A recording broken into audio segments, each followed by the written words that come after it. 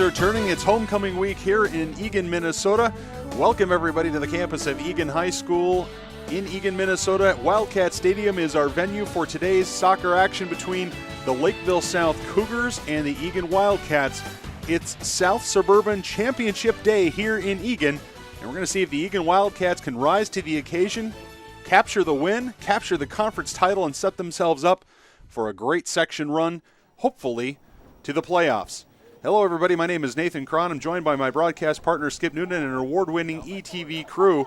And, Skip, the Eagan Wildcats today are picking up against the Lakeville South Cougars, a game that was shortened by lightning a couple of weeks ago and rescheduled to this morning.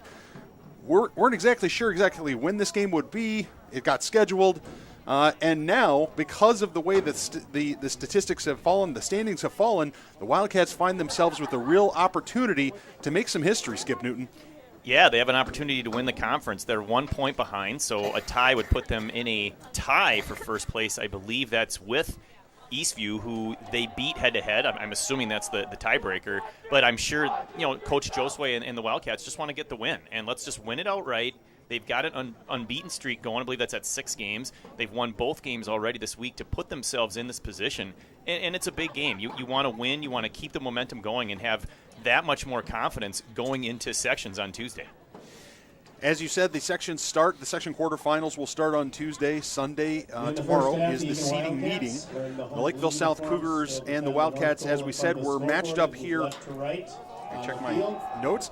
On the 20th of September, before lightning shortened us for about 4 minutes from halftime, the Wildcats were in the driver's seat in that game, winning by a score of 2-0 at that time. And so we're going to see, and of course, unfortunately, because of the way the high school league rules work, because the game did not get to halftime, it doesn't count as an official game. And of course, then now that we'll be starting 0-0, basically starting the game over again. As you'll see Lakeville South kicking off from the right, going right to left, wearing the white with the dark numbers. Wildcats will be in blue with white letters, white numbers, moving from left to right. So really, it's an opportunity here for the Wildcats.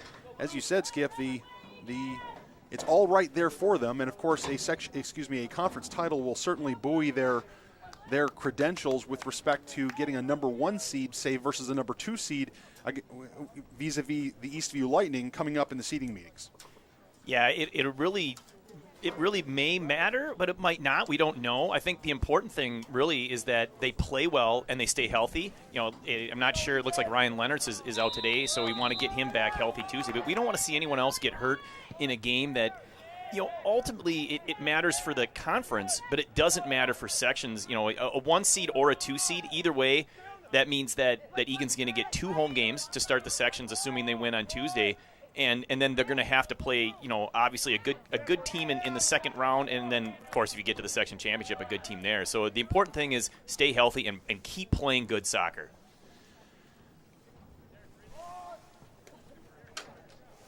One thing you'll notice as you're watching the game here, folks, that some of the players have little warm long sleeves under their jerseys, under their pants. It is a bit cooler here, of course. And it's important, again, to get warmed up and stay warm, especially for those guys on the bench that are going to come in. Typically, Coach Josue doesn't sub in the first half until about 25 minutes in, so those players will be coming in cold. Something to keep our eye on as the game goes on. Important for the Wildcats to start fast. Historically, this year, they've not done well when they've gone down early. Now, they've reversed that trend here in the last handful of weeks. But generally, you want a fast start if you're the Eagan Wildcats, and Jake Sondag's going to put that into play. We'll set your lineup here in just a moment. You've got Sondag, Newton, Redlin, and Joseph as your back line, with Prouty, Johnson, Villasenor, and Hackenmuller in your midfield. Siet and Axelrod are round out your 11, of course, with Evan Woodley back between the sticks for the Wildcats. Lakeville South with 4 defenders in the back, 2 in the midfield, maybe 3 in the midfield and 3 up front.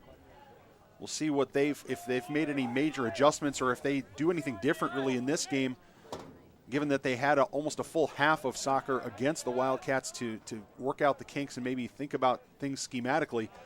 You also wonder about their motivation. They're 3-1 in Section 1 AAA, and so they're looking at getting a home game as well for the quarterfinals. If they win the game, probably not much of a change. If they lose the game, probably not much of a change. There's a nice ball over the top looking for Hackenmuller, and it's going to be put into touch. So you wonder about their motivation. You wonder about the Wildcats' motivation. Coach Josue Butuli definitely wants to have this team playing its best soccer. And as you pointed out, Skip Newton, a 6-game unbeaten streak sure looks like their best soccer. Yeah, and we talked to him earlier this week about what would be your strategy in the Saturday game. Are you going to play to win the championship, even if you're not sure it's gonna make a difference in sections?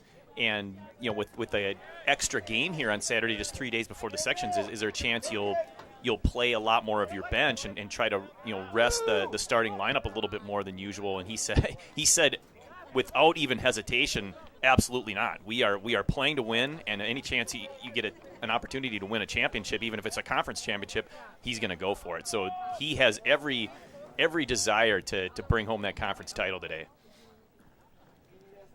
Welcome to everybody joining us in Lakeville. Thank you very much for joining us, and of course, thank you everybody watching around on the web or through the streaming through the YouTube channel. Lakeville South earns a deep throw, and Lakeville South Cougars have had some ups and downs this season. Their record 6-6-2 would seem to indicate that they're certainly in the middle of the pack, but those middle of the pack teams very dangerous to any team because, of course, on any given Saturday or Thursday night, they can be successful. It's an opportunity for the Lakeville South Cougars, but they're going to be flagged for offside. Lakeville South offside. I think that was Johnson, who's Garrett Johnson, one of the senior attackers for the Direct free kick upcoming for the Lakeville South Wildcats. Cougars, made his mark in the game earlier this year with several good shots and good runs. Somebody the Wildcats will definitely want to keep their eye on. You talked about, potential adjustments made by Lakeville South since they did play 36 minutes of soccer, just 2-3 weeks ago. One thing possibly that they're doing differently is I noticed when they were down deep on that throw-in opportunity, Derek Seat was at midfield, as he typically is. He always stays out high in case for a chance for a counter. And there were not one, not two, but three Lakeville South defenders basically circling him, ensuring that he is going to have to beat three guys in order to put any pressure on goal. There's an opportunity on the side for Cortez. It's watched there by Sondag. Sondag dispossesses him. Nicely done. Check it, that's not Cortez, that's actually Lopez. Numbers a little bit challenging to see here from the commentator's box. Great job by Sondag there. Out on an island by himself, one-on-one defense. You just do not want to give up a shot. What do we got here? A yellow card caution has been issued. Trying to determine who's receiving it.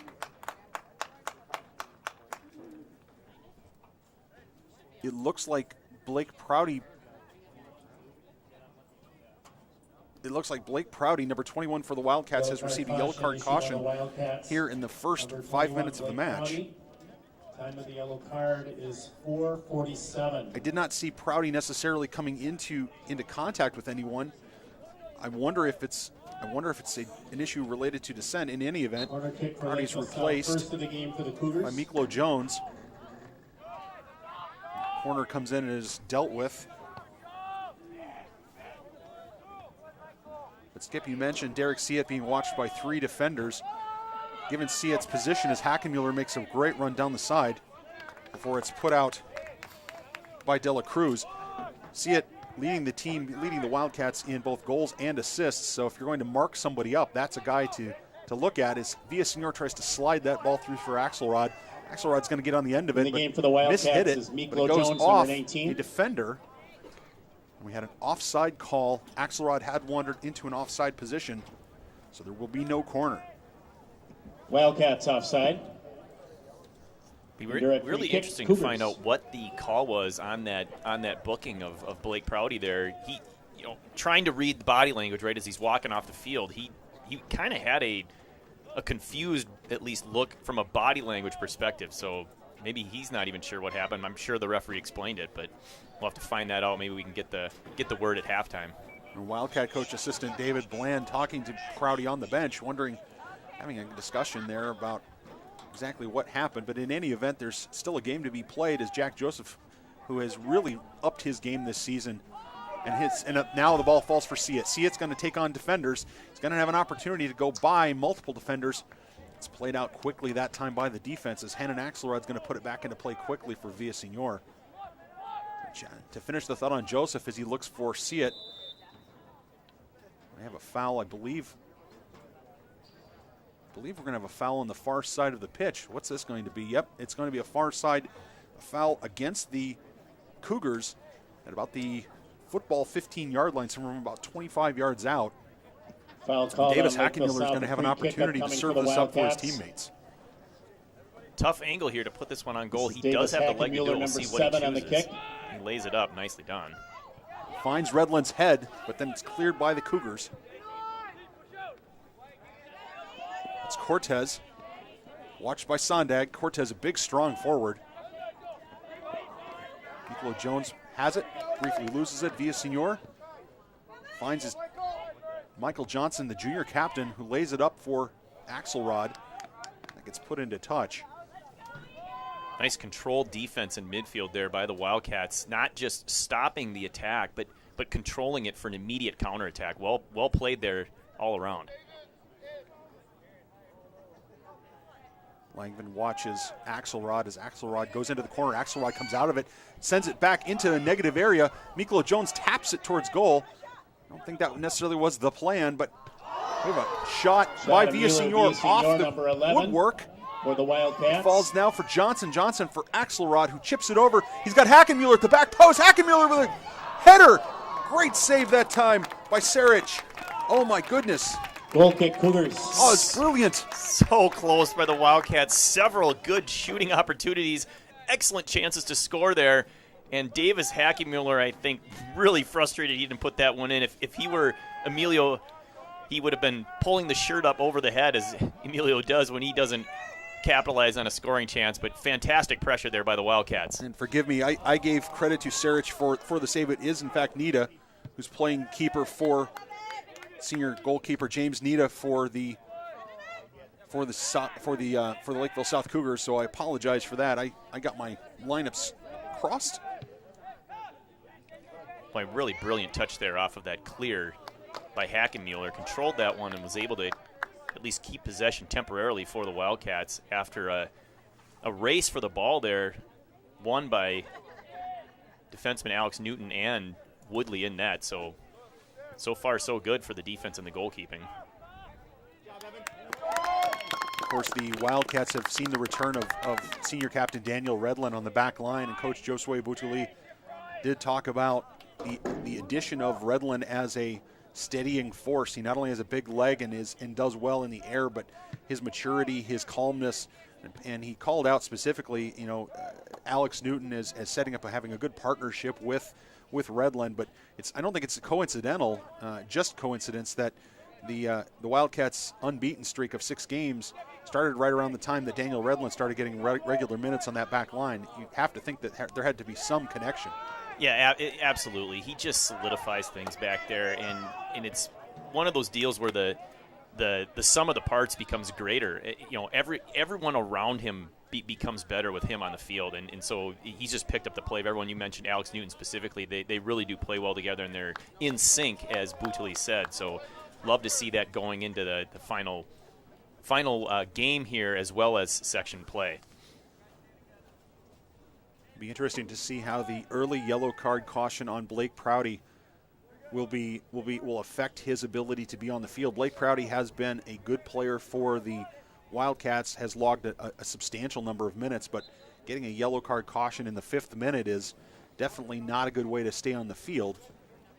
Again, we're not sure exactly from our position exactly what was said or what happened to get that caution. We'll check at halftime to see if we can find something for you.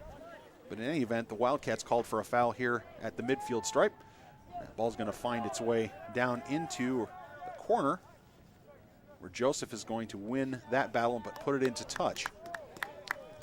And this is where, being the last game of the regular season, getting back to Prouty with that caution card, the strategy here for the Wildcats, and Coach Butuli specifically, is how much do you want to play him? Because if he gets a second yellow, that equals a red card, and then he can't play in the section game on Tuesday. Nice ball there by Siet, looking for Hackenmuller. Hackenmuller doing a nice job of taking advantage of the opportunity until the defense closes him down. Imagine the Lakeville South Cougars will definitely be watching Hackenmuller, Siet, those guys, seeing if other players can perhaps beat them. Villasenor controls that nicely with his chest. Sondag pressured, finds Hackenmuller, who again wins the throw off of Chapman. Check it, that's Castro. No, it is Chapman. 14 and 11 look a lot alike from up here. The numbers, ladies and gentlemen, on the screen, if you're having trouble with it, imagine we're staring right into the sun. We're having the same challenges. So apologies. We obviously know the Wildcat players a little bit better than the Lakeville South Cougars, but we'll do our best. Sondag giving it a run. Sondag and Zondag. Zondag, the forward for Lakeville South. Sondag, the defender for the Eagan Wildcats. As the ball is put into offside. Lakeville South offside, a direct free kick for the Wildcats. Caught second time offsides here for the Cougars. And for a 10 a.m. game on a Saturday, that's with a little bit of a chill in the air here in Eagan, we're developing a nice little crowd. I'm sure that has something to do with the fact that the Wildcats have the ability to win the conference title with a win here today. There's also a breeze at the backs of ourselves here up in the booth, so in the faces of the opposing and Eagan Wildcat benches, so something to keep in mind, that it's probably even a little bit chillier down on the field with that wind. Villasenor with a lot of space. Look at all the green grass in front of him. He's going to lay that off for Joseph on the overlap. Can Joseph serve it in with his left foot? Looks for Villasenor. He does. He finds him. Can't quite unload the gun, though. Could not pull the trigger. And an Axelrod doing a nice job of covering for Joseph as Joseph made that run. That was Axelrod and his left foot that put it into touch. And I'm glad to see that type of conscientious play by Hannon Axelrod. Yeah, great awareness there by the freshman. Also a great run by Joseph. Unfortunately, that cross couldn't be controlled. It was a tough one, the bouncing ball in traffic. But again, another opportunity there for the Wildcats. Lakeville South into the box, nicely tackled by Johnson. Multiple players falling down, but Lakeville South going to serve that across. An offside call on the Cougars, as I believe that was, it was Zondag who had wandered into an offside position. You're right, Skip Newton. Of course, if Prouty were to receive a red card in this game, he would be ineligible to play in that section quarterfinal. At the same time, maybe a situation where you want to get him some time anyway. And in fact, speak of the devil, well, or speak of Christian Prouty, I should say, he's going to be coming back in here in just a few minutes. And we'll have to watch him as he plays, Skip, to see if he is going to remain under control and make sure he's careful not to pick up another yellow card. Villasenor looking for Siet. Siet's going to have an opportunity. Falls for Axelrod. It's cleared smartly by the defense.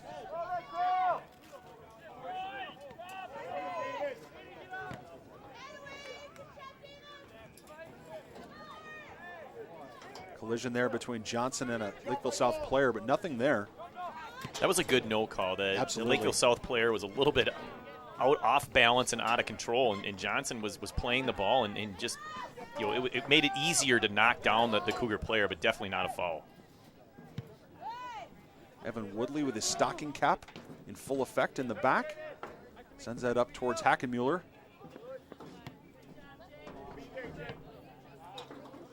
Hackenmuller again is going to serve that forward as Siet's going to run onto it.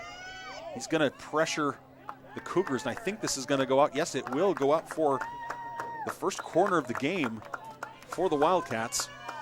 Wildcats have been particularly effective, I think you could say, in the last couple of weeks in set-piece plays and off of corners. We'll see if and of course Redlands going forward and others are going forward now to try to get into the penalty area. And a big part of that effectiveness is the ability of Davis Hackenmuller and Ryan Leonards when they're serving the ball, and they usually put it in just about the perfect spot every time. Falls for Prouty, lands for Redland. It's cleared for Villasenor, and it goes out of play. Goal kick upcoming, Lakeville South. They went short on that one, and it opened up a great scoring chance. All of a sudden, we had a Blake Prouty right on the doorstep there, but lots of bodies and feet and legs in front of him couldn't get it through the group. That was a very strange corner. It wasn't a traditional short corner, but it was played low and right up the line. You almost wonder if Prouty had been able to somehow just kind of back heel or back tap that. It might have been on frame. In any event, the Wildcats are going to take over here and take control. Villasenor is going to aspirationally look for the goal. Well, nicely done. The Lakeville South Cougars have dispossessed now. He is going to be offside, yes. Absolutely. It certainly looked from the distance where we were that I think that's Cortez. Cortez had wandered into an offside position. Assistant referee kept the flag down, wondering if an Eagan player was going to get to it first. That's the fourth time that the Lakeville South Cougars have been offside, and that's a good problem to have if you're the Lakeville South Cougars, because it means you're pressing that back line. But when you're still looking for your first shot on goal, that's going to start to become a little bit frustrating for those forwards. It also is another prime example of how in sync the entire defensive back line is. It really takes all four guys being aware of not only where they are, but where the other team is, and making sure that they're playing that offside trap effectively, and they're doing a great job thus far. Villasenor Axelrod serves it early, finds Hackenmuller. Hackenmuller with an opportunity now. going to take some contact. That ball's going to go into touch. Goal kick for the Cougars. 2 substitutions now for Lakeville South. Feeling the Into pressure the from game, behind, taking Tyler the contact from behind, but Ebbinghausen, number 15. certainly nothing there. And Mateo Castro, number 11. Going off, number 18, Caden Zondag, and number 13, Luis Reyes Lopez. Mateo Castro and Tyler Ebbinghausen checking in for the Lakeville South Cougars. Previously for the Wildcats, back into the game, Blake Prouty, number 21.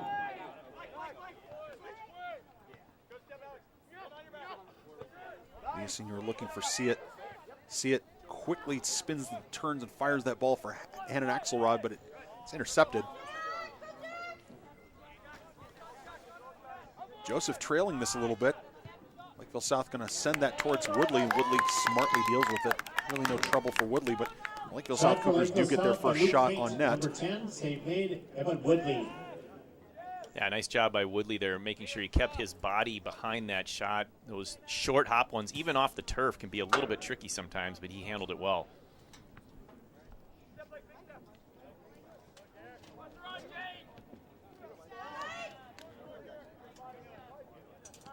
We talked to.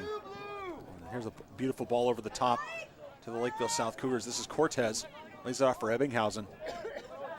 Ebbinghausen on the side, chips it into the middle. The Lakeville Cougars South Cougars are dispossessed.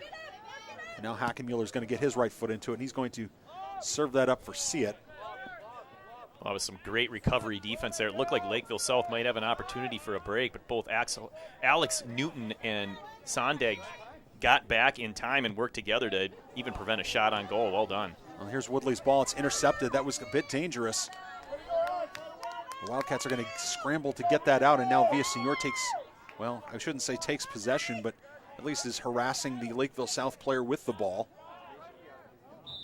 And we're going to have a foul against the Wildcats as Villasenor is going to draw that one. I think that's a fair challenge, a fair call against Villasenor. Not a bad one, as Woodley's pass was to the middle of the field and intercepted. Definitely not something that Evan Woodley was looking to do. The Wildcats are now going to defend a free kick from about 30 yards out into the teeth of what wind we have here at Wildcat Stadium.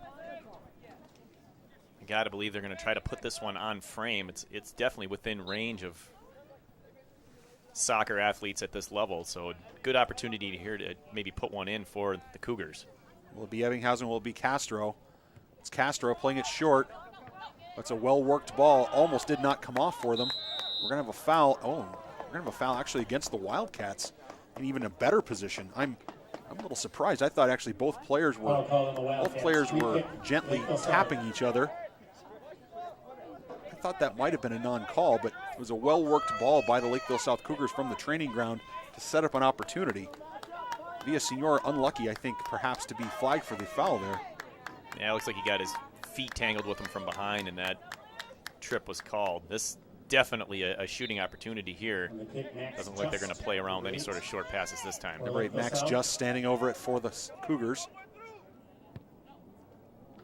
And he puts it off the top of the crossbar. Woodley did not get a hand to that, so we will have a goal kick as Melvin Kamara and Tyler Walcott check in for the Wildcats.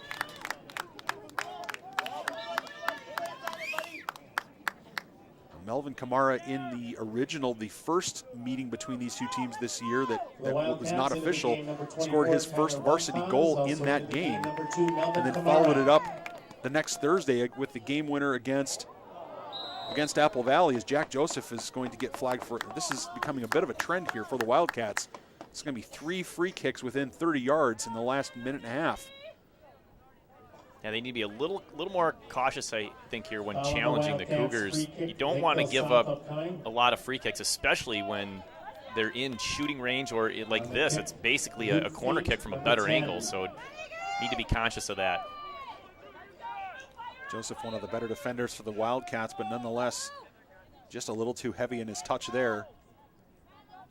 Cougars send that into the mixer, and it drifts aimlessly over the end line for a goal kick.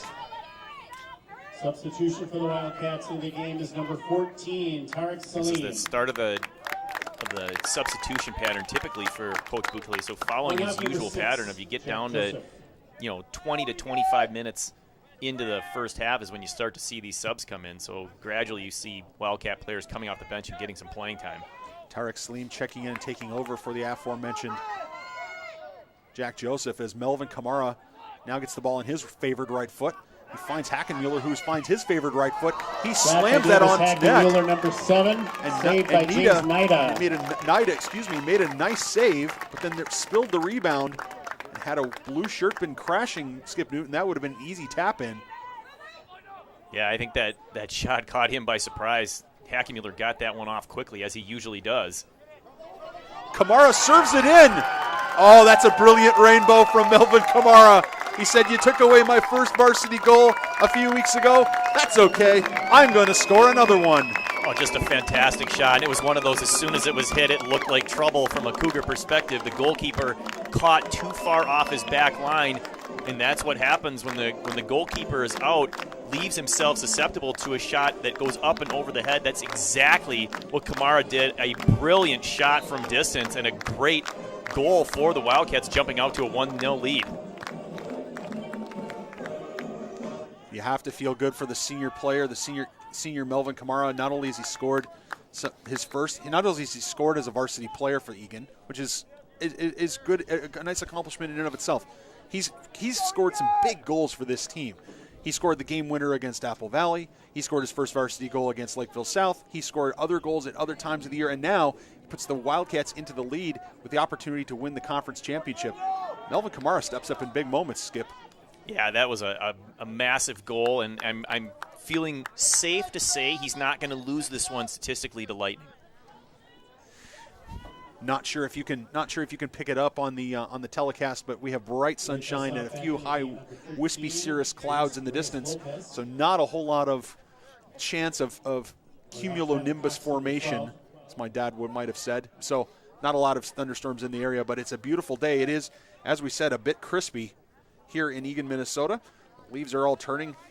The weather apps all say it's in the mid-40s with the breeze down there in the field. Skip Newton, it's got to feel certainly probably in the low 40s, even upper 30s. Scoring for the Wildcats. Yeah, it's definitely nippy. Of course, running around, they're probably doing just fine. It feels good for the players, but sitting on the bench, be a little bit chilly. 23 minutes, 46 seconds. So the official call for the goal was in the 24th minute. We have Melvin Kamara scoring from Tarek Salim. Tarek Salim getting his, I believe that might be his first varsity point. I'll have to go back and check at halftime, check the producers and see if we've got some better statistics on that as Villaseñor attempts to dispossess. Center referee stops the clock. Attempts to dispossess the Lakeville South Cougars, and for his trouble, Villaseñor is shown a yellow card caution here in the 26th minute. You notice, too, after the card was given, co-captain Derek Siet there encouraging Emilio to immediately leave the field. Don't argue verbally to the referee. You don't want to tempt fate there. Again, one yellow, not a concern. A second yellow becomes a big deal, and you definitely don't want to lose one of your key midfielders in a game like this going into sections. Yeah, we'll have to see how the substitution pattern changes as Evan Gulachin is going to check in and take over for Emilio Villaseñor. Gulachin, number 4, is in the game. But we'll have to see how the substitution pattern changes and if things change because, of course, as we said, Blake Prouty back on the field with his yellow card. Villaseñor, you imagine, with 14:30 to go here in the half, will likely, not for sure, but likely sit the rest of the half as the Cougars hoist this towards the Eagan penalty area. Davis Hackenmuller going to give this a run. He's just going to fall down. Not sure why Davis is looking for a call there. There was barely any contact. Yeah, it looked like he just lost his footing a little bit.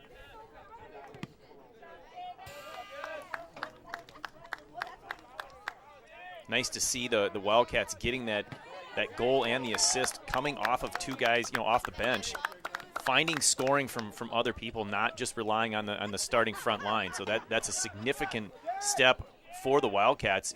The more that happens, the more dangerous this team becomes.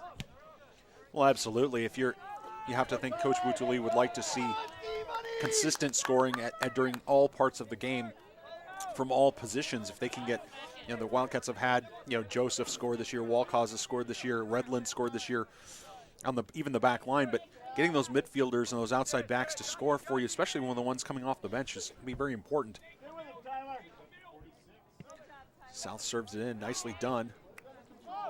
There's Walcott who sends it out. Galachin watching Ebbinghausen there. There's an opportunity here for the Lakeville South Cougars. I almost said Panthers. As the ball is slid wide. Mateo Castro with a nice opportunity there. Just could not get it on frame. But the Eagan back line will have to watch Castro. That's the kind of shot, that's the kind of effort that's going to beat this Eagan back line. If you're going to get beaten if the Eagan back line is going to get beaten, it's going to be a great effort like that. And definitely want to make sure if you're Eagan, don't give that up again. Yeah, that was an outstanding effort there. And defensively, it was a little bit of a concern that they continued to have opportunities to at least get in his way and delay him, and could not finish by dispossessing, and ended up giving a fantastic scoring opportunity there. Don't want to yield too many of that, because my guess is he won't miss that one again. That was perfect position for a goal. Well, Blake Prouty all over the field, just delivered a crunching challenge earlier, and now sends it towards Hackenmuller, who's dispossessed.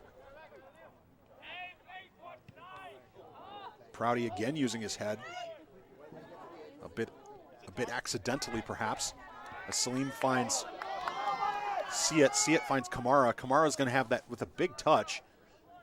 He's going to have to climb over a defender. Referee determining the defender wasn't really shielding him. If he had been, he clearly would have been a whistle. His ball is going to be intercepted. Now Salim's going to have to make a run here. Redland's going to watch the Lakeville forward, and that ball is going to go off of Redland. And the Lakeville South Cougars will have their second corner of the first half. Coming for Lakeville South. This will be their second. Good run there by the Cougars. Great defense by Redland. Really didn't have a whole lot of options there, but made sure that he didn't yield any shot. Better just play it into touch and let your defense get position and regroup.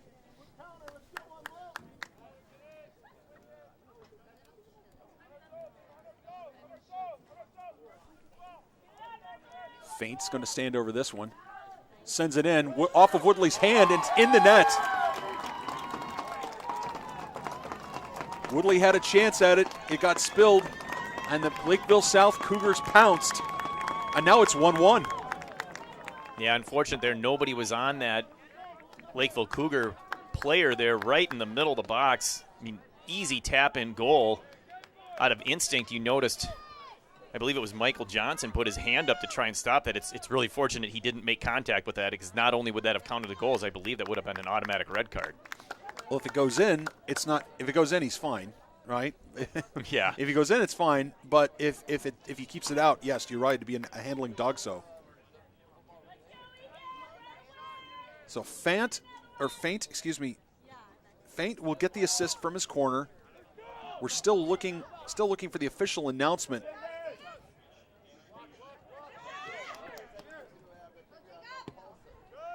Indications are that Garrett Johnson, number 9, is going to be credited with the goal. So Garrett Johnson, number 9, the senior forward, who, like I said, gave the Wildcats some fits in their first meeting this year, is going to score in the 30th minute from Luke Feint off the corner. And the Wildcats now find themselves in a dogfight. Not that they weren't before, but certainly the control of the game has gotten a little bit more dodgy as Kamara now makes a run. He gets it onto his favored right foot, sprays it across, looking for Hackenmuller. Nicely done. Good switch of the field by Kamara. Overlapping run. Scoring outside by South, Tran. Jacob Tran, who had checked Garrett in. Johnson. The assist, number 10, Luke Feint. In the 30th minute, the time of the goal, 29 minutes, 3 seconds. Misfoots Johnson. The Cougars goal Salim. scored by Garrett Johnson. The assist, Galachin. At 29:03. Wildcats demonstrating the proficiency in passing the ball, but not necessarily proficiency in advancing it. It's a 1-1 game as both teams now on the board. Wildcats, certainly no panic in them, but at the same time, the control they had over the game, you sense a few minutes ago, maybe a little bit less certain. Jacob Tran, number 16. Yeah, they lost a little bit of the crispness defensively there, giving up a few more scoring opportunities, and then they're leaving a guy wide open in a spot where you really have to be standing right next to him in order to prevent that kind of a goal. Hackenmuller making a run. Here's a beautiful cross looking for Kamara, and Kamara could not get ahead to it. You like Davis Hackenmuller's start, stop. Lakeville South, substitution He for the clearly was Cougars, able to Mateo create Castro, space number between 11, himself and the back in. defender. Going You up can hear the Garrett Eagan Johnson, Wildcats. You'd like to number have the 9. ball on Davis Hackenmuller's foot a little more often here as this half winds down and into the second half. As he's clearly shown the ability to be, dangerous on that side. Johnson. Tran. Hackenmuller with an opportunity here. He tries to go through a couple of defenders. Does lose his footing. No call there. Didn't see anything from up here. No, I didn't either. Hackenmuller just fell down.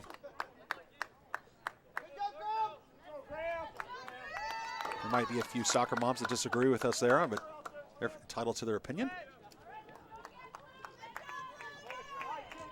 Jacob Tran, who has scored this year as well for the Wildcats. Finds Siet. Siet tries to chip it over to Kamara. Can't quite do it. Johnson uses his head, finds Salim. And Salim hammers that ball past Kamara. Kamara's going to give it a gamey run. Nice little sequence of passing here by the Wildcats as Prouty now finds himself with the ball.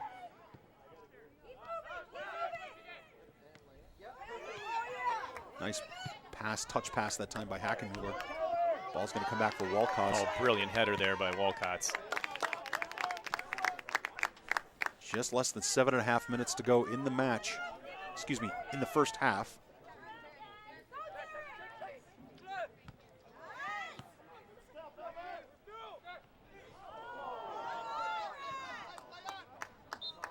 I was going to say, I don't know how that's not a call. Well, it's a bit confusing. The center referee was not interested in it at all, but the assistant referee was very clear and adamant in raising his flag. And again, I think center referees, if a player's tapped from behind, and Derek certainly made a meal of that. He did feel contact from behind. There probably was a push, but Derek's body language suggested that he was trying to sell that a little bit. As it's a good foul here for the Wildcats. Ball comes in on the ground. Amazingly enough, it gets played away as Nida came out to get that ball, yet his defender took it away from him. Yeah, perhaps a little miscommunication there between goalkeeper and defender, but smartly played away by the defender. Kamara just late to that ball as Johnson was trying to get it to him. Substitution for the Cougars. Back in the game, Garrett Johnson, number 9. Going off. Johnson, Tyler number 9, checking back in 15. for the Cougars, so he'll present a bit of a physical and speed challenge for the Wildcat back line. Not sure where that ball ended up, but in any event, it goes into touch for the Wildcats. See Derek Siet asking for the ball up over the top or to his head. Couldn't quite get to it, but Redland's going to battle. Prouty's going to battle. Nicely done. Finds Johnson. Johnson finds Siet. Siet chips it over for Hackenmuller. Here's an opportunity for Davis Hackenmuller. He gets it on his left foot. He shoots towards goal, and it's going to... Shot by Davis Hackenmuller, number 7. He's saved off the line by Nida. Nicely done, young man. Way to stay with that. So close for Hackenmuller, so close. A great left-footed shot, which is not his usual forte. He doesn't take as many lefts as he does rights because he's such a powerful right foot, but there, a brilliant move to clear himself.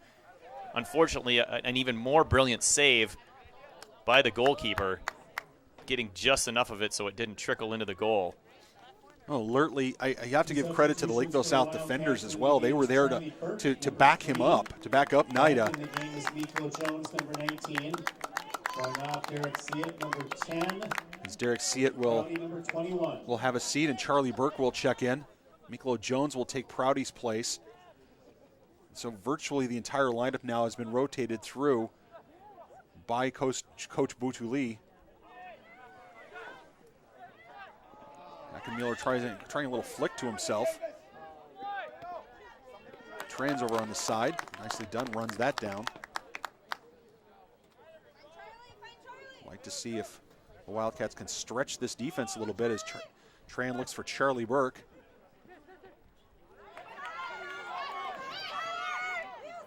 There's a run by Cortez down the side. Walcott is going to watch him.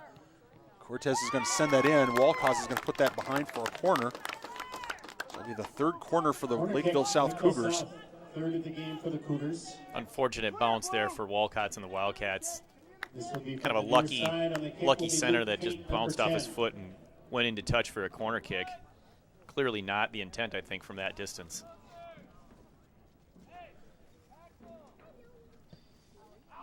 The ball comes in, and that time it's dealt with by the defense. Kamara's going to give a chase on the far side. Johnson back to Kamara. Nicely done to work it out of the end. And we're going to have a foul, I think. Yep, a foul on the Lakeville South Cougars as Kamara was pushed off the ball. Foul on Lakeville South. Free kick. Just under 3 minutes to go now in the half. And Charlie Burke, of course, has got a little bit of a bone to pick with Mother Nature too regarding the canceled game, because he had his, I believe that was his first varsity assist on Derek Seat's early goal in that game. So Charlie Burke also looking for a point here against the South Cougars as Galachin takes that ball as Burke got dumped. Kamara's touch lets him, the pass goes into touch. It's one thing some of these Wildcat players, their touches sometimes are just a little too big. And on this turf, it's just, Skip Newton, it's just very unforgiving. It just goes, and if your touch is too big, you will lose possession quickly. Yeah, we've seen it a few times, especially on the far side of the field for some reason. A little surprised that Evan didn't get whistled for that one. And Galachin living well. The soccer gods apparently smiling on Evan Galachin. It wasn't hard contact, but it didn't look good, did it? No, yeah, it's like two arms extended with a full push. Like the South player trying to use the referee as a screen. Nicely done. But Michael Johnson does a nice job of recovering that ball.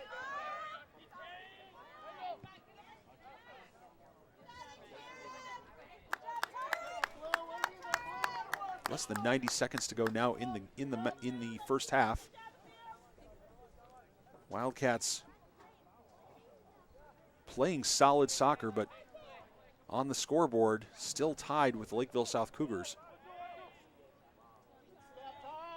We'll see what the Wildcats can come up with here just at the end of the half and maybe into the second half.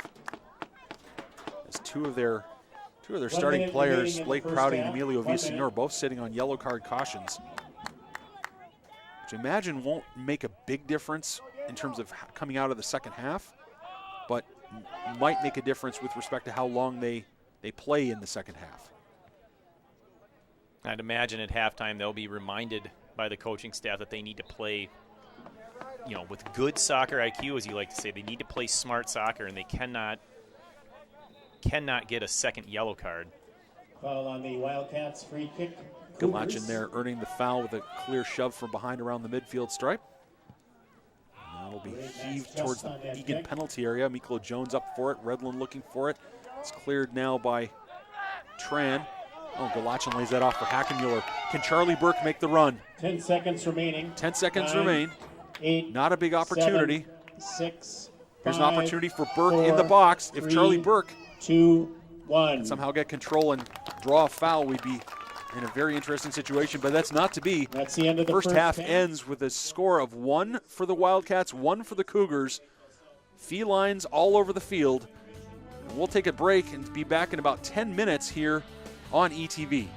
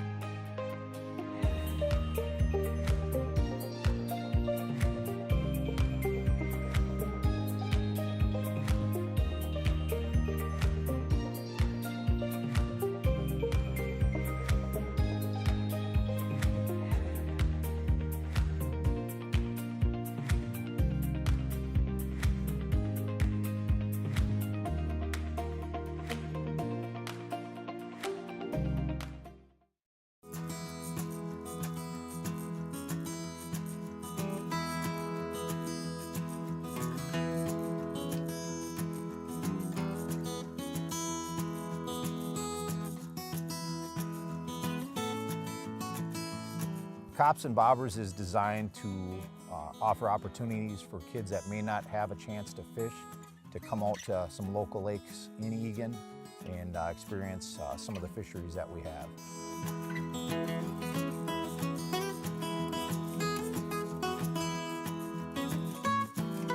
And they'll be spending time out in the boats with some of our officers. They'll be spending time fishing from a pier behind us. And then they're also going to get to see what we do on a daily basis. I came out to learn a little bit about fishing and talk to the police, see a little bit about how they interact with the community. It's a way to see that the police are good guys, that they care about the community and care about, making memories with family and with the community. You might only see us on your worst day. This gets to show you that we are people. We're invested in this community, and it's a way for us to give back.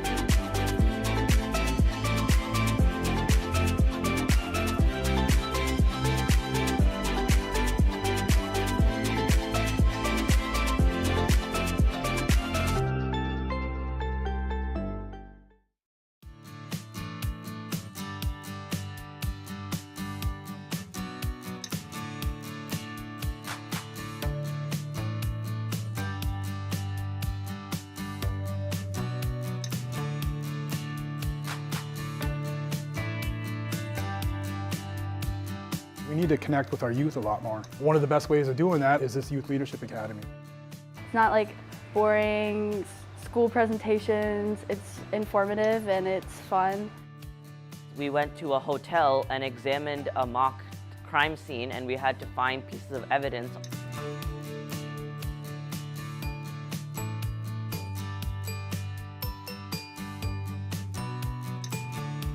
It was an outstanding event. It was an outstanding group of kids, just remarkable. And to be part of something like that, huge. This is an important time for them when they are in high school and making important decisions in terms of what they're going to do, what they're going to study, but also how they can start contributing with their communities. I know that no matter what field I go into, I will be a very good leader there because of this.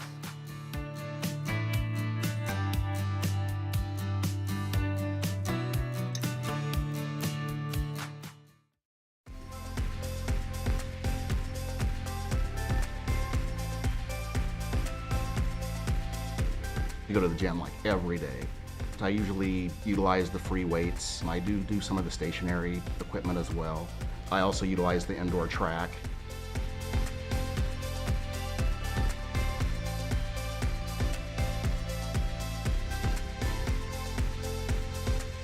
If you're an Eagan resident, do yourself a favor and check out the Eagan Community Center.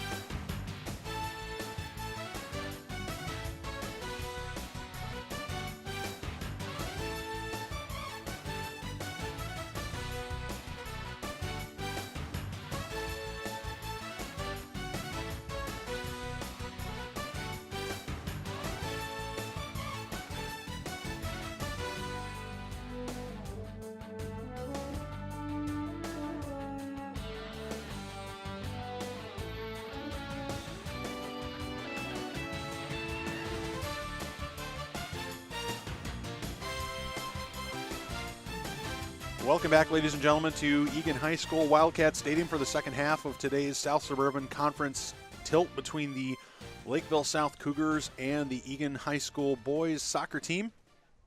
As you can see from the scoreboard, we've got a 1-1 draw here at halftime. Early goal from Melvin Kamara canceled out by Johnson's 30th minute strike. And we've got a great tilt here for you. And as we said earlier in the broadcast, it is Championship Saturday. If the Wildcats get a win, they will be the outright champions of the South Suburban Conference. I clarified at halftime that, in fact, if they draw and are even on points with Eastview, both teams will share the title of conference champions. They will be co-champions. There is no tiebreaker. And, of course, if they lose, well, let's not talk about that. Skip Newton is back here with me for the second half. And, Skip, looking out at these Wildcats, it looked like kind of a tale of two parts of the half. The first half was, really, really good soccer from the Wildcats, and then something kind of happened. Yeah, it was a strange change there. They started to give up more opportunities for the Cougars and then generate fewer opportunities themselves down in the Cougar defensive third, and that of course led to the goal off the corner kick, the one that bounced off of goalkeeper Woodley's hands. He jumped up to try and play it, and it went straight to a Cougar player that was standing there for an easy tap-in goal. So we're knotted up at 1-1 in a bit of a dogfight, and we've had a lot of competitive games, so I guess there's really no surprise here that this one is going the same way. Let's see if we can come out with that same fire and aggressiveness in the second half that we did in the first, because to be honest, we had a lot of scoring opportunities early and probably should have more than one goal. Well, Davis Hackenmuller's ball that got cleared off the line, certainly by Nida, was one that you think back to the first half would certainly be the kind of play that if the soccer gods are smiling upon you, that somehow finds a way across the line. But in any event, we should clarify one other thing. As Villasenor gets it on his foot and has an opportunity, finds Johnson, finds Joseph. The yellow card caution on Blake Prouty in the 6th minute was actually an equipment violation. So that yellow card caution is not on Prouty. It is on the Wildcat bench, not on Prouty himself. So he's not looking at being on a yellow card for the rest of the game, which of course means as soon as he was able to change his equipment or fix his equipment, he was able to come back into the game. Not exactly sure what the equipment question was, but maybe if we have some playoff soccer, we'll be able to answer that one for you later. I'm sure our viewers were thinking the same thing. It's soccer. What possible equipment violation could you have? I don't know if he didn't put in a shin pad or if he had a piece of jewelry. That is honestly the only thing I can possibly think of that could have been. Yeah, I don't remember if Blake's got earrings or not. We'll have to check with him after the game. But in any event, that was what happened, and so that's where we're at. A necklace or a piece of jewelry, of course, is a equipment violation under the laws of the game. So, in any event, we're not sure if we're going to have playoff soccer for you or not. Starting on Tuesday, the quarterfinals, the Eagan Wildcats will be at home. We know that, against some opponent to be named. Hackenmuller finds that on his chest and tries to flick it for Siet, but it doesn't quite come off. Newton plays it back for Sondag, finds Prouty. So pay attention to ETV as I think Hackenmuller's going to go down. He's going to bounce right back up. As Villasenor's on the far side, tries to shuffle it towards goal. Comes up a bit lame. Nice header there by Newton.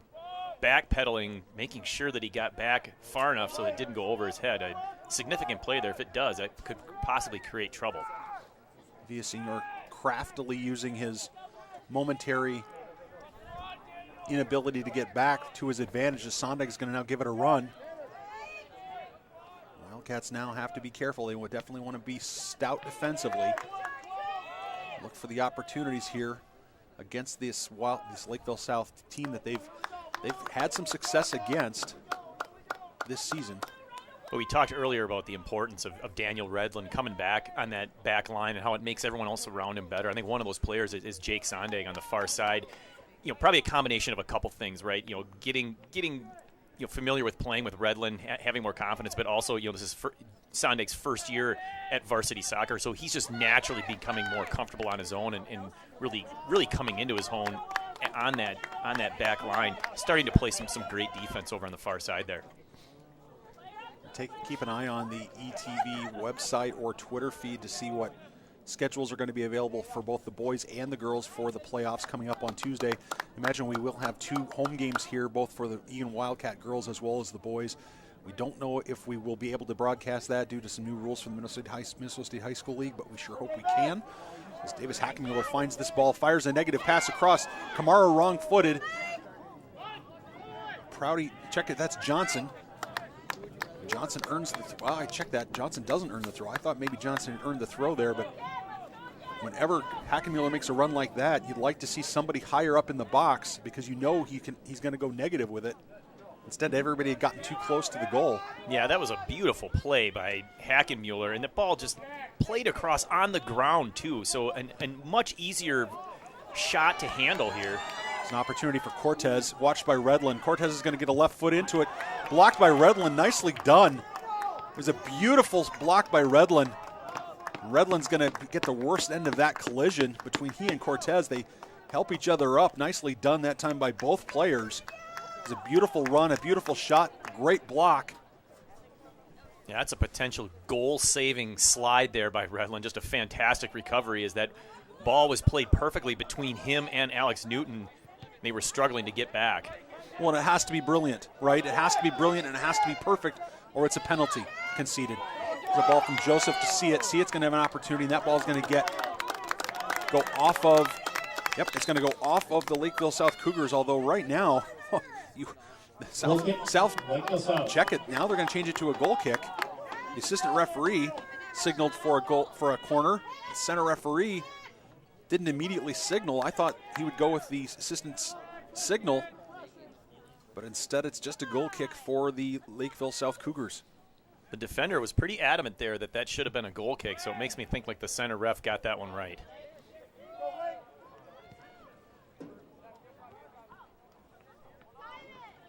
And we talk about the eventual matchup in the sections between likely number 1 and number 2 seeds, Eagan and Eastview. I happen to know there's at least 2 Eastview players here watching the game and one parent who is very familiar with the game of soccer, so maybe just enjoying a free morning of soccer, also could be doing a little advanced scouting. I imagine these teams know each other. The Wildcats and the Lightning know each other fairly well, as we've got a player down now. That's Lopez. Now, or check it, that wasn't Lopez. Yeah, it was Lopez down for the South Cougars, but he's back up. So no stoppage of play, but imagine these teams know each other fairly well as they played a 4-3 game against each other where the Wildcats came out on top a few weeks back. 0-0, 0-0 at half. 7 goals scored in the second half. Skip Newton, an exciting match that was. Yeah, and if my memory serves, all 3 goals for the Lightning were scored by their superstar forward, Asher. And talking to one of the parents at halftime there indicated that he's got about 4 consecutive games now of hat tricks. I mean, just on fire. And clearly, if it ever comes to playing Eastview, the goal there is going to be whatever the defense and midfielders can do to shut him down. And if that means you put someone on him, man on man, and back him up with a double team, I think that's what Eagan's going to have to do. But clearly, getting ahead of ourselves here is we won't have to play them until the section championship, should both teams get to that point. Well, today's mandate is to get by the Lakeville South Cougars, and right now the Wildcats playing well, not necessarily as crisp and clean and as dominant as perhaps you would have thought, as Jake Sondek now dispossesses the Cougars and sends it down looking for See It. See It has not had a lot of good service here in the late part of the second half and now so far in the first half. Now there's an opportunity for Hackenmuller. He serves it in. Kamara got caught flat-footed. The ball was over the top. Now Joseph and Lakeville South. Ooh, what a collision there. It was a hard collision. Nothing in it, no intent, but just a hard collision between Faint and Redland. Nice to see Redland bounce up. I'm a little surprised there's not a booking on that one. That was an extremely hard hit. Redland went down aggressively. I'm surprised. I think I'm no referee, but I would have broken out the yellow card on that one. Nice service by Johnson. into the penalty area, and that ball gets cleared quickly by the Cougars. So reset your lineup. You've got Joseph. Of course, just as I start to set the lineup, the Wildcats start to move players around. You've got Joseph, Newton, Redlin, and Sondag in the back line. Siet's going to step off for Hannon Axelrod at the front. So you've got Axelrod, Kamara, and Hackenmuller. And then in the midfield, Johnson, Prouty, and Villasenor. We've seen a couple of crosses by Hackenmuller now where there's nobody in position to receive those crosses. So need to do a better job of anticipating that. Everyone should know that when Davis gets the ball on that far side, he's going to put a great ball across. He's done it consistently all season long. Yeah, you have to make the assumption, don't you? You have to make the assumption that when Hackenmuller's got the ball there and he's making a run or he's doing something, you've got to set up. And if he's down deep, you know he's going to fire it negative. And if he's out wide, you know he's going to serve it in. And so you've got to react to it. Wildcats so far in this game not doing a great job of reacting to it the way that we've seen them do so far this year.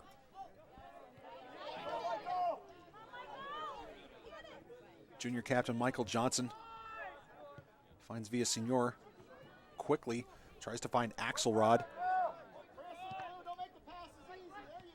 Falls for Prouty, and now Johnson. Johnson gives it away, and that's sent forward. Looked like Johnson was anticipating that Prouty was going to be there for the short pass, and Prouty had peeled off to make a run there, so just some miscommunication between the midfielders. It's the kind of miscommunication that's going to eliminate opportunities for you if you're the Wildcats. You just can't have that kind of miscommunication. It's a great job, brilliant move on the end, but it's going to go out for a goal kick. Goal kick upcoming, Wildcats.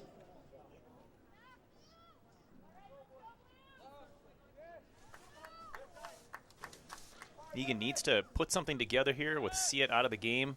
Like you mentioned earlier, he's struggling to get his usual amount of pressure on the opposing team. I'm not sure if that's Lakeville South defending him well or if Siet's just not quite having one of his usual games, or maybe a combination of the two. Well, you had mentioned earlier, Skip Newton, that there had been a lot of attention paid to Siet during opportunities to prevent a counterattack, and I think certainly if you're the Lakeville South Cougars, you see a player like that who has been so successful in the past, and you're going to lock him down. At the same time, Siet has always drawn a lot of attention in the last couple of years in South Suburban Conference, and he still managed to be successful and still managed to create his chances. So perhaps when Siet comes in, maybe he'll go into that midfield area behind Hannon Axelrod in the forwards to see if he can get some more touches. Yeah, move him around a little bit. Give Lakeville South a different look, and maybe they won't adjust as quickly as they need to, and that can do something to get him going. Joseph has it skitter off his head and goes into touch. Nice recovery there by Joseph as it ended up flicking back the direction he didn't want it to go, but still got back in time to play it first.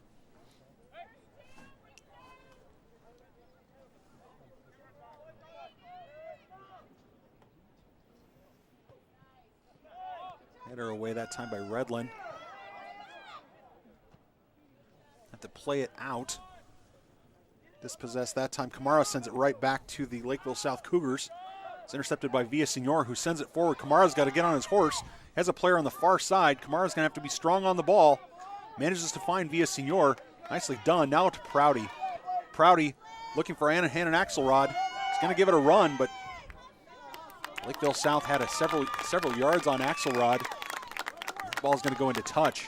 But what you see there is the difference between assuming the other team has possession and can do what they want with it, and just flat-out aggressive hustle by Axelrod. Axelrod gave it all he could to catch that.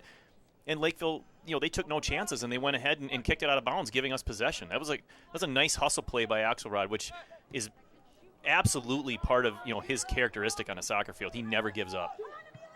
Emilio Villasenor sends it across. Possible handball. Falls for Prouty. Prouty's going to get under that one and chip it into touch. Another goal kick. The Wildcat Boys and Girls Soccer Booster Clubs would like to thank their platinum sponsors this season for helping support Wildcat soccer Eagan Arms Public House, Twin Cities Orthopedics, the Urgency Room, Wave Soccer Club, Willie's Edina Realty, and the Eagan Hockey Association. Thank you to our platinum sponsors for your support of Eagan soccer and making sure that these young men and women can compete and enjoy this soccer experience. I'm sure Prouty would love to have that shot back, as that was right in the middle of the field. Good 25-plus yards out, definitely within his range, and just mishit it.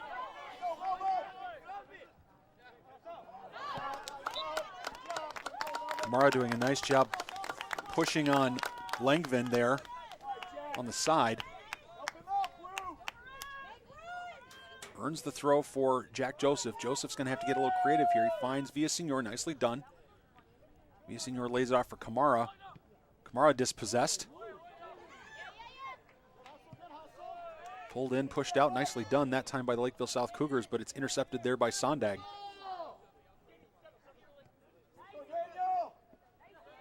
Nice play by Redlin. Nice head by Newton. Putting it down the right direction. Another header by the back line. Good job by the Eagan back line, keeping the ball down in the attacking zone here, seeing if it can help the midfielders and forwards set something up.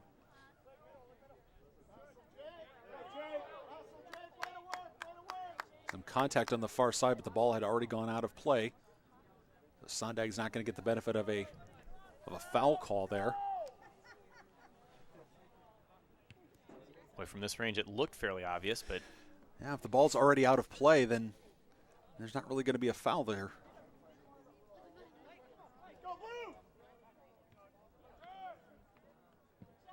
Sondag chips that forward. Hannon Axelrod giving chase. He shielded off. Nicely done that time by Lakeville South defender, number 7, Kevin Dow. Excuse me.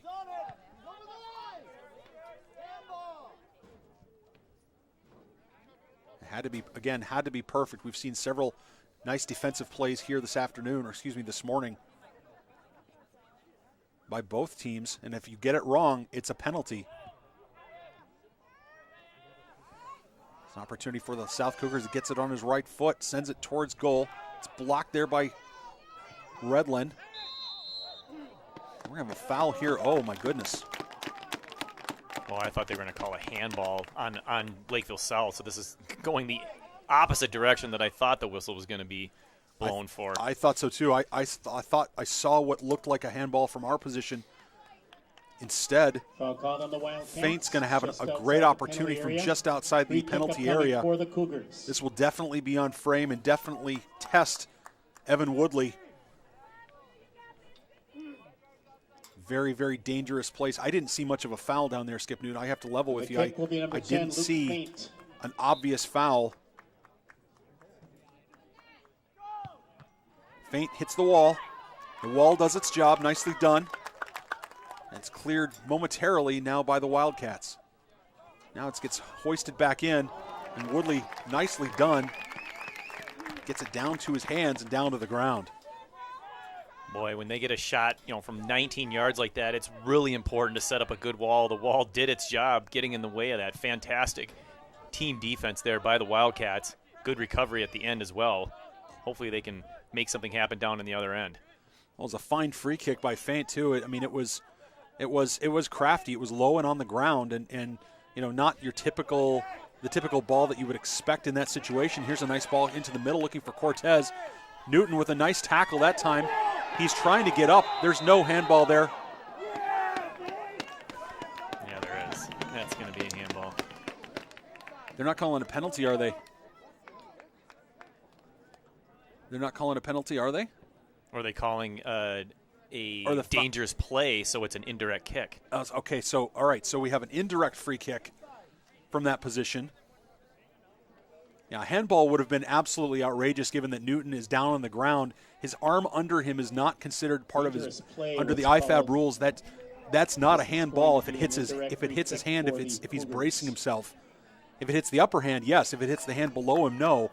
Now we have a free kick. This is an indirect free kick, which means somebody's going to tap it to someone. An incredibly dangerous place to be, but an opportunity here for the Wildcats. As soon as it's played by the Lakeville South Cougars. There's going to be an opportunity. I'm a little surprised they didn't make us go farther. And that gets airmailed over everything. Hits the upright. Wildcats. That ball's sitting right around the 17-yard line, and all of the Wildcats were lined up at the goal line of the football field, which is 17 yards out, so the 7-yard line, of the football field. So it's only a 7-yard difference. It's supposed to be 10. I'm really surprised that they didn't make the Wildcats back up. Maybe the coach for the Cougars saying the same thing, but perhaps a little more aggressively than I am, and the referee doesn't agree and gives him the caution flag. And the 59th minute, we're going to have a caution on the Cougar bench. But a brilliant opportunity for the Cougars goes begging, and that's an opportunity. That's two free kicks from less than 19 yards out, and neither one really created a great scoring opportunity. If the Cougars lose this game, or if they don't get the result that they want, I'll say it that way, if they don't get the result that they want, then they have to go back and look at that and say, we missed our opportunities. Wildcats bailed out there, getting the foul calls. They boot that one out of bounds. Or into touch, I should say, excuse me. Free kick for the First foul of the half for Lakeville South. Johnson's going to stand over this. We'd like to see, you wonder if Johnson's going to be able to float this in and find the right combination. He does, sends it looking for Prouty. Prouty gets ahead to it. Could not. That was Redland crashing forward along with Hannon Axelrod. Just couldn't quite get to it as Nida runs it down. That ball's over the top. Wildcats are really going to have to struggle here. There's an opportunity, nicely done that time by Newton. Newton goes in for a hard tackle again. Fortunately, that ball skitters over to Woodley. That was a very dangerous 2-on-1 break and a brilliant play. I think it was Alex Newton, the defender, who broke up that crossing pass. That pass had made it over to Cortez. That might have been extremely challenging for the Wildcats. Yeah, it was all set up on the big kick. Jake Sondag was lining up to play that, but perhaps didn't tell Prouty that he had it, so Prouty tried to play with a header and ended up flicking it past Sondag, which set up the 2-on-1. Ball gets sent forward by Joseph. Finds Kamara. Johnson switches the field all the way over to Prouty. Nicely done by Villasenor, letting that ball go past him. Is Axelrod going to draw a foul? Yes, he is going to draw a foul. Axelrod stepped on it, and it's put into play quickly that time by the Lakeville South Cougars. I like the South Cougars putting that into play, as now the Cougars are going to have an opportunity to concede a foul to the Wildcats. Everybody's falling down here at Wildcat Stadium. Redland quickly sends that towards goal. Can't find Axelrod.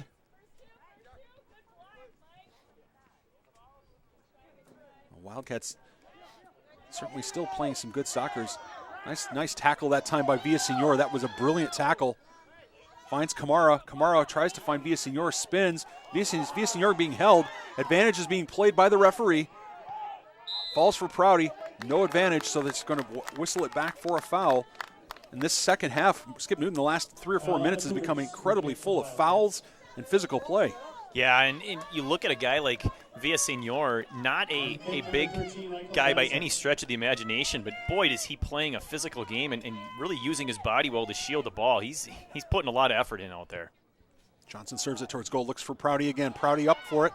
Ball gets flicked in the air, falls on Joseph's back. Joseph tries to send it towards goal. It's sent out. Falls for Sondag. Now to Johnson. Johnson, that's blocked again.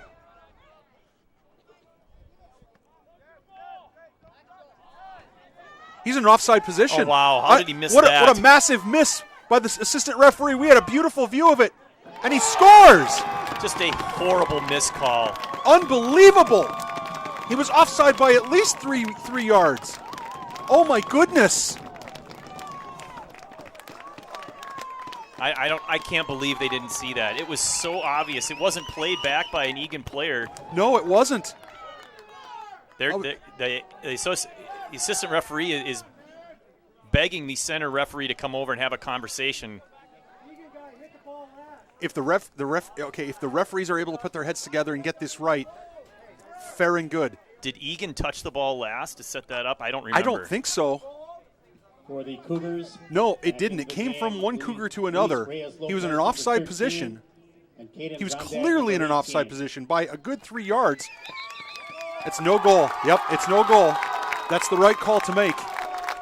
Oh, my goodness. The referees got it right. Thank you. That's the kind of conversation that needs to be had. But what I would have appreciated is the referees coming together to talk before they awarded the goal in the first place. Well, and it's interesting that it was the assistant referee that was begging the conversation, and he's the one that didn't make the call live. Yeah, I'm not sure why he would do that. Now, I'm confused. Because you would think the assistant referee, if he sees him in an offside position, would simply raise the flag. So it's an offside call. It's the right call from our position. Again, from our commentator box, we had the perfect line. We were right on the line. And, of course, on the football field, you can tell that there's an opportunity here, and it's going to be a corner for the Wildcats.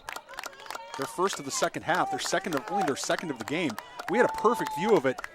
And given the stakes of this game, given the situation between these two teams, it's incredibly important that the referees get it right. Now, look, referees make mistakes. I'm not suggesting that it would miss a tight call, but that he was off by a good 3 yards, and on a football field, it's easy to tell when someone's offside.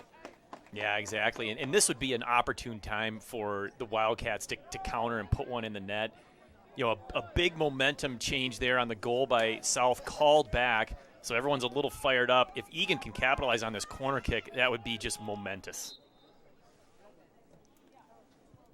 Corner swings in, looks for somebody in blue but can't find anyone. Falls for Sondag. Can Sondag serve it back in? Gets it to Villasenor on the side. Villasenor crossing. He gets knocked down, but no call. Another corner, though, here for the Wildcats, so 2 in a row here for the boys in blue. Boy, a play that isn't going to show up in the stat sheet there. A nice little pick run by Axelrod to shield that pass over to set up his teammate on the far side. Villasenor again chips it in, looking for Kamara. Finds one, finds two, finds multiple heads. Oh, they're going to call a foul in the box. And we have a foul in the box. Could not tell if I did not think it would be an offside call because the assistant referee was right on the line, and there were multiple defenders, but the center referee found a foul there. We trust his judgment on that because he has the better view than we do. So we're trying to watch everything, and he's only watching a specific area of the field. But now both teams have had goals ruled out for infractions, either one on one side being an offside, the other on a foul. The soccer gods giveth, and the referee taketh away. Well, it's been eventful, no question about that. Here's a run by the Cougars, testing Redland. Nicely done by Newton coming back, providing that cover. And Newton clears with his left foot. Nicely done by Alex Newton. That was a perfect example of delay defense there by Redland. He was the only guy back. He didn't dispossess, but he delayed enough to let his teammate get back into the play. Oh, there's a foul. That could be. Oh my goodness. Siet was in on goal. I think this could be a red card dogso situation. It's only going to be a yellow. It's only going to be a yellow on Kevin Dow. Now, explain to the listeners, why did you expect a red card there? Well, it could have been. There were two defenders. So the denial of a goal-scoring opportunity can be and is a red card offense. It is a sending-off offense, okay?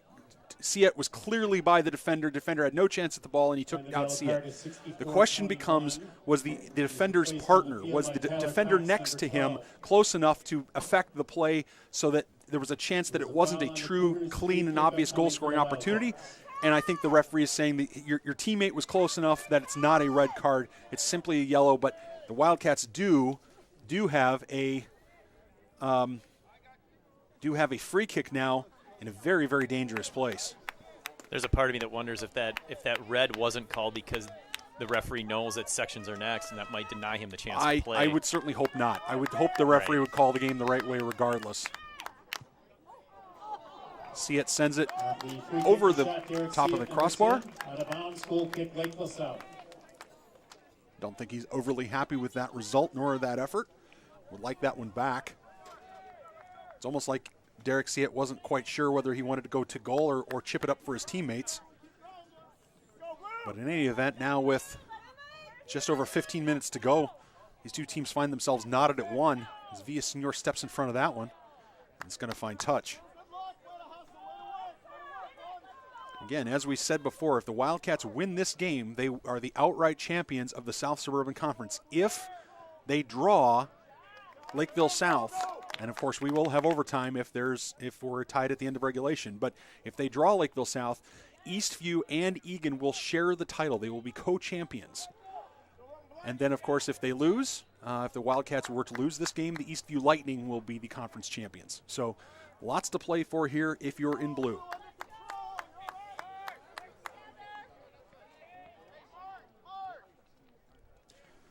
Fouling the Wildcats. They're fouling the Wildcats near the midline.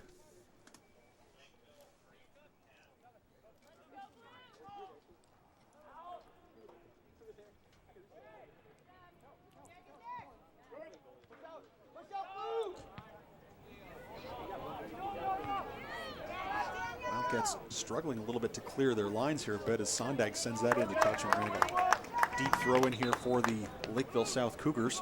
Substitution for Lakeville South, number 3. Charlie Thompson is in the game for the Cougars. Going off will be Luke Faint, number 10. Morning soccer game. Got some alumni in the stands too. I see a Siljan, I see a Seagar, I see several. This ball gets played in towards Woodley. Woodley just smothers it up. Nicely done. Shot for Lakeville South. Somewhat innocuous, but at the same time, the ball just has to cross the line. So nicely done by Evan Woodley. Well, and the cross was behind the Cougar forward, and he did a nice job of just redirecting it even towards the goal. A really nice little touch there by the Cougars to keep that thing from just clearing on its own.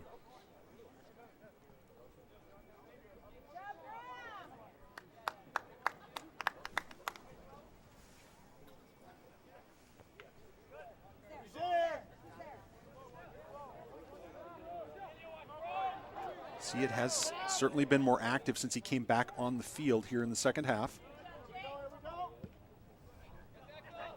Ball comes over the top, and we're going to have an offside flag against Cortez. South offside. It was a close call, but the direct free kick upcoming. From our position, Wildcats. looked like it was likely the right one.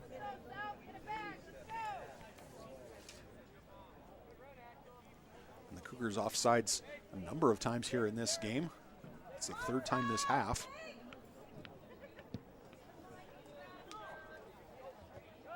Get the feeling that the Wildcats just need a little bit more link-up play. They need something, they need another combination. And here's a combination, here's an opportunity. As Villaseñor gets it onto his left foot, he sends it towards goal. It falls, oh my goodness, it hits the upright. It hits the post. Derek Siet denied the by the post. It was a brilliant left foot shot by Emilio Villaseñor, and Derek Siet had most of the net to shoot at, and because he was moving at such speed, he just hit the post. Oh, Skip Newton, the soccer gods, they're cruel. Yeah, that was an unfortunate miss there by Siet. He had, like you said, almost the entire net, if not the entire net to shoot at, but just couldn't quite pull it back enough. Didn't need to hit it hard, just needed to hit it accurately. Redland battling there. When was the last time you saw a center back be that shifty? Nicely done. Melvin Kamara now with the ball. He's going to have to do something interesting with it. Instead, he finds Johnson. Barely finds Johnson, but Johnson maintains control. Now Kamara's going to have to clean that up. Nicely done. Falls for Prouty. Prouty sends it forward for Villaseñor. Tries to lay it off for Siet. Had an opportunity, and we're going to have a foul. I think we're going to have a foul. Injury on the field. And we're going to take a brief timeout or brief stoppage here for a yellow card caution. Against Lakeville South. Yeah, I think that was the right call there. It definitely got a little more aggressive and physical than your typical foul. So I believe the center ref trying to get control, make sure these boys start to settle down, as things have definitely picked up in intensity and with that physicality. Yellow card caution was for Garrett Johnson, the goal scorer here for the Lakeville South Cougars. Placed on the field by number 10, Luke Faint. Johnson sends that towards goal. Did he get too much of it? An opportunity, it's spilled, it's loose, and it's in the net, and it's offside. That's the right call, too. It's offside. Oh, unlucky. Whistle prior to the shot. Wildcats offside is the call. 100% the right call. See it hit. Direct free kick, Lakeville South. Wildcats Gone aggressively offside. for the ball. Couldn't quite beat the goalkeeper to it, but his momentum carried him down near the goal line, and he was the only one standing there. So when the ball got played to him, he was in an offside position. So we've now had three goals ruled out in this second half as Davis Hackenmuller decides he's going to commit a foul. But it wouldn't. Interestingly enough, Davis decides he's going to ask the referee why. Well, Davis, it's because you extended your arm and pushed the other player. But, I digress. We've had 3 goals here in the second half ruled out. 2 from offsides, 1 from a foul. Excitement level certainly building. Between the Wildcats and the Cougars. The ball gets played in. Newton's going to clean that up, send that into touch. Smartly done by Alex Newton. It's important to let everybody get reset. You wonder how many ups and downs this game can still have. Kevin Dow, number 7, back in the game, going off. I have to say, Skip Newton, I'd be very surprised if this game ends in a 1-1 draw the way these two teams are playing. I would agree. They sure feel like they're destined to have somebody score. Hopefully we didn't just predict the immediate future here, as Lakeville South is obviously closer to scoring at this point in time than the Wildcats are. They need to get that ball back down in the attacking third. Kamara battling, finds Villasenor. Impressed with Kamara's grittiness there on the corner. Finds Siet. Siet's going to serve it. Nicely done. It was to Hackenmuller. Unfortunately, did run a little away from him, but he was onside. Hackenmuller earns the deep throw. He's going to look to take it quickly, but nobody's nearby. Nobody's nearby, so is he going to give it away? No, he's going to take it himself. Now he's going to give it away. That's the right call. Hackenmuller frustrated that maybe he was trying to take that quickly and no one stepped up for him. Looks for Siet. Siet can't quite get it on his body. That ball's going to get almost cleared. Now it's going to fall for Kamara and Siet before it's sent out by the Lakeville South defense. Oh, good effort there by Sondag, trying to keep that one down there. Now Hackenmuller with it on the side. He's going to serve that in early. Looking for Siet. Doing a nice job of shielding were the Lakeville South defenders. Specifically Kevin Dow, who had his yellow card caution here earlier in the second half.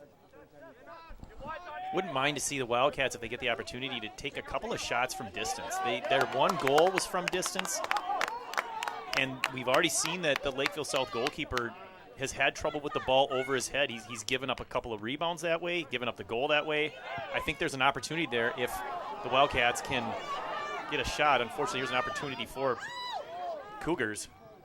Cortez absolutely Shot was for onside number 2, to Axel beat Adriano the Cortez. defense. Brilliant that time by Woodley to come out and play that. Even more, just as brilliant for the defensive back line to cover Woodley as that ball snuck through. Yeah, nice job by Redland, specifically getting himself between Woodley and the goal just in case a shot got through, and he was right there to save that one.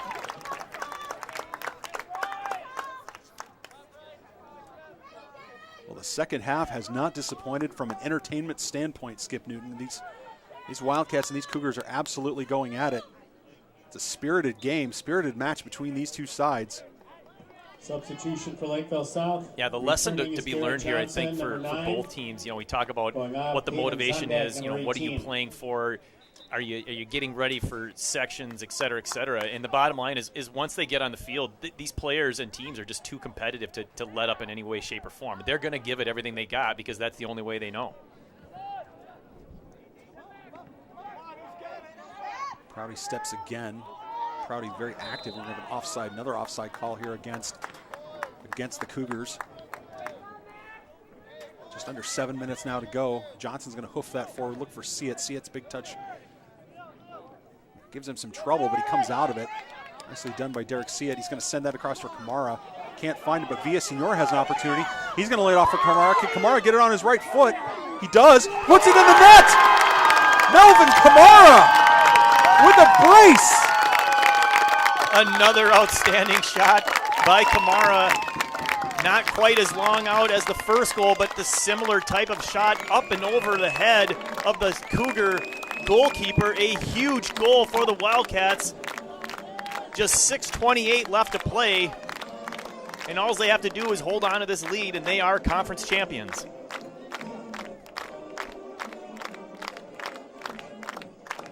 Brilliantly done by the Wildcats that time. Melvin Kamara got it onto his right foot. Would have liked to have maybe have seen him take it with the left foot. Instead, he goes to the right foot and goes over the top.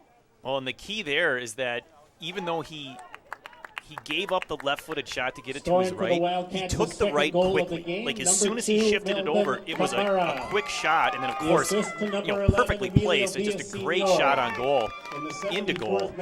Now here's another opportunity for the Wildcats. Wildcats goal, second of the game for Melvin Kamara, the assist Emilio Villasenor, the time. Goal for Melvin Kamara in the 74th minute. Villasenor with the assist as an offside flag rises up. Just an outstanding mental play there by left defensive back Jack Joseph. He was the farthest back defender, and right before it was kicked, he stepped up a couple of yards to ensure that he wasn't keeping anybody onside. Really nice play and win, although it looks like they just called a throw-in instead. Yeah, they did call the throw-in. I'd be curious. I think I'd rather have the free kick if I was the Wildcats, but in any event, that's where we're at. Joseph's going to go back and put this into touch. And ladies and gentlemen, we have a Peyton Jensen sighting. Peyton Jensen has come in for Alex Newton to play center back next to Daniel Redlin. And Peyton Jensen, injured in the White Bear Lake game earlier in this season, has sat the entire season. His senior player has sat the entire season since the White Bear Lake game, and this is his first game action back back on the field. So welcome back, Peyton Jensen. An interesting spot to put him in with the conference on the line.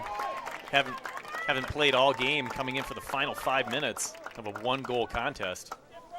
That just tells you that Coach Buteli has the utmost confidence in all of his bench. He'll put him in at any given time, no matter what the situation is. Should remind Evan Woodley he needs to take drinks out of a water bottle every time he catches the ball. And we're going to have a handball here against Derek Seat. Unlucky that time for Derek that it got up. But a Melvin Kamara brace has the Wildcats with a 2-1 lead over the Lakeville South Cougars. Wildcats are going to have to be smart here in how they play. I'd like to see high soccer IQ. Last home game against Prior Lake, the Prior Lake Lakers. You may recall Davis Hackenmuller late in the game with a score 3-2. Davis Hackenmuller took that ball down into the corner and stood on it. Coach Buteli called that out as being a really heady soccer play. Going off Charlie Thompson. Certainly the Wildcats at this moment would like to make sure that the last 3 minutes and 30-some seconds of this game do not end up in the other end. Ball falls that time for the Lakeville South Cougars, and the ball gets sent well across. That's going to go up for a goal kick. Goal kick. Of course, Evan Woodley will take as long as he can, hopefully, to put this into play. But regardless of the outcome here, I think both coaching staffs have to feel pretty good about the intensity and the quality of play from their teams heading into sections. I mean, this is kind of what you're looking for going in, a good competitive game, a well-played game, and a nice tune-up, again, just 3 days before the playoffs start. You know, Lakeville South Cougars looking solid, certainly. I mean, obviously the Wildcats, winning on the scoreboard, and I think it's fair to say through most of the game, the Wildcats probably the better team, but not a major gulf between the two teams as Jensen's going to play defense there on the corner. Ball's going to get skittered out to the outside, and that ball's going to get hoisted into touch. Check it out. That's going to stay in as Woodley smartly goes down to the turf. Goal kick, Wildcats. 2 minutes and 30 seconds now separate the Wildcats from their conference title. Woodley's going to heave that forward, and Wildcats would love to get this down as Melvin Kamara now has an opportunity. He's going to send it forward for Seat. Seat's going to try to back heel to Villasenor. Falls again for Seat. Seat's going to not take this into the corner. He's actually going to lose possession of it. Unlucky there for Derek Seat, but it falls for Joseph. Chips it in looking for Villasenor. opportunity here for the Wildcats. Now it falls for Prouty. Prouty's going to chip that over everybody. Look for Hackenmuller. Expect that is Hackenmuller going to get to this ball. Ooh, Hackenmuller took a real spill. Just an outstanding effort there by Hackenmuller. Unfortunately, he's going to pay the price for it, but what he did was, I believe, win a free kick for the Wildcats. Unfortunately, the spill comes on the track, so he didn't even get the soft landing that you might get on at least a turf field. Yeah, just two players going hard. Nothing dirty or cheap there. Just a situation where the two players were on a yellow card caution for the Lakeville South defender. Let's see if I can pick up his number on the far side. It's number 10, Luke Faint. Again, nothing in that. I mean, it's not a situation where he's trying to injure Hackenmuller or anything like that. Just two players going hard. Unfortunately, Hackenmuller lost his footing and, like you said, Skip, ended up on the track. But in any event, the Wildcats have a free kick with just over 90 seconds to go. I'd really like to see them put this in the corner and not try to serve it into the keeper. There's no reason to go to the keeper here. But there's nobody playing it short. And I cannot understand why they're not playing it short. It would just seem like the safer move. Johnson sends that towards goal. And it comes bouncing out for the Cougars. Redland is going to get ahead to it. Put that into touch. Ball kids are smart to get the ball back in quickly. There's Cortez trying to run through. Prouty can't. Hannon Axelrod's going to send that forward. See, it's going to be a little bit late getting to it. Redland on a wonder, nicely done by Daniel Redland. I'd like to see Redland try to send that into the other end. He can't quite do it. 1 minute remains in the regular season for the Wildcats and the Cougars. It's 2-1 right now. Cougars with an opportunity, slides this in, and Evan Woodley, I did it again, Evan Woodley, Isaac's older brother, a fantastic keeper for the Cats last year, so forgive me, ladies and gentlemen at home, but Evan Woodley doing a nice job coming off his line. Just over 30 seconds to go in the game. If the Wildcats can get possession of this ball, they'll see it out and be the South Suburban Conference champions as this ball comes heaving over the top. Oh, brilliant move here. Brilliant time-wasting move here by Woodley. Smart by Evan Woodley. That is soccer IQ. Now down to 15 seconds. 15 seconds between the Wildcats and the South Suburban Conference title. 9, 8. You hear 7, the countdown. 6, the ball's released. 5, it's put 4, into touch. 3, 2, 1. And the Eagan Wildcats are your South Suburban soccer champions for 2022. Congratulations to the Eagan Wildcats with a score of 2-1 today. They defeat the Lakeville South Panthers Cougars to give them the outright South Suburban Conference title over the Eastview Lightning. A sweet game today, a great performance by a number of players.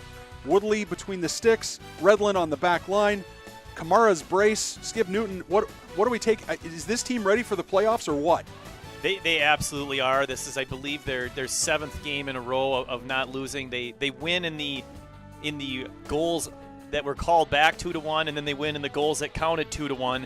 An outstanding team effort all around.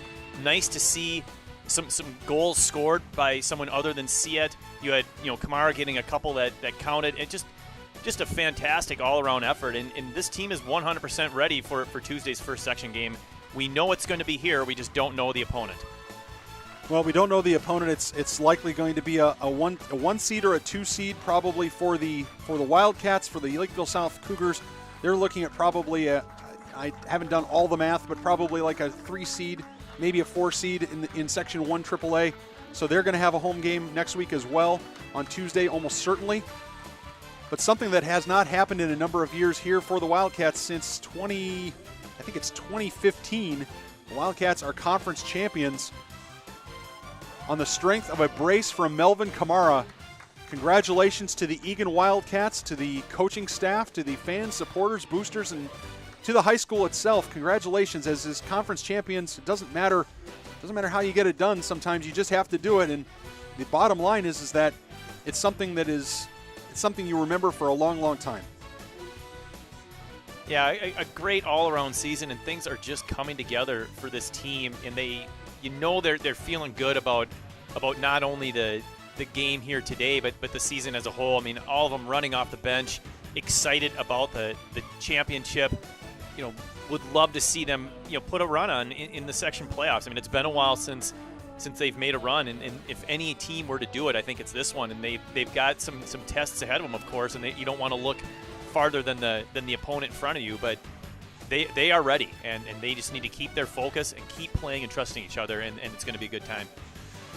Well, for our award-winning ETV crew of Greg Borman, Ken Trainer, and Mia Pardo, thank you very much. With Skip Newton, my name is Nathan Cron. Thanks very much for joining us here on ETV. The Eagan Wildcats, the South Suburban Boys Soccer Champions for 2022, and we'll see them in section playoffs here coming up next week.